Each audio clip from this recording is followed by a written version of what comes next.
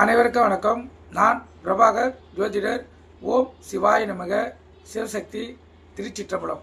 இப்போ நான் என்ன சொல்ல போகிறேன்னா, யோகங்கள் அடிப்படையில் சச யோகம், சச யோக அமைப்பு சொல்கிறேன், கருத்து கொண்டு பயன்பெறுங்க. இந்த சச யோகம் என்பது முழுக்க முழுக்க சனி பகவான் ஏற்படுத்தக்கூடியது. கற்றுக்கொள்ளுங்க.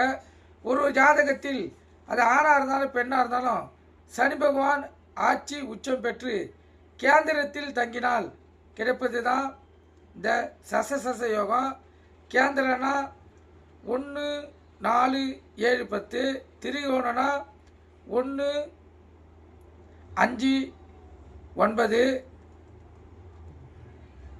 இப்போ இந்த கேந்திரத்தில் சனி பகவான் ஆட்சி உச்சம் பெற்று இருந்துட்டார்னா இந்த சச யோகம் ஏற்படும்.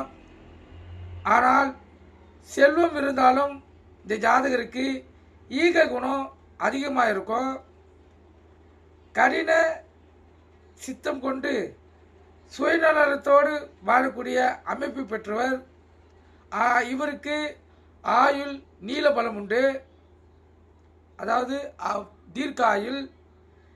இவர் மற்றவர்களுக்கு எந்த பொருள் உதவியும் பண உதவியும் செய்ய மாட்டார். இவர் ஒரு கர்மி.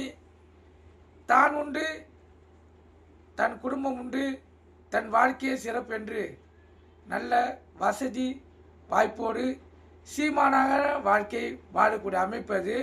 கருத்தில் கொண்டு பயன்பெறுங்க. நன்றி, வணக்கம். வாழ்க வளமுடன்.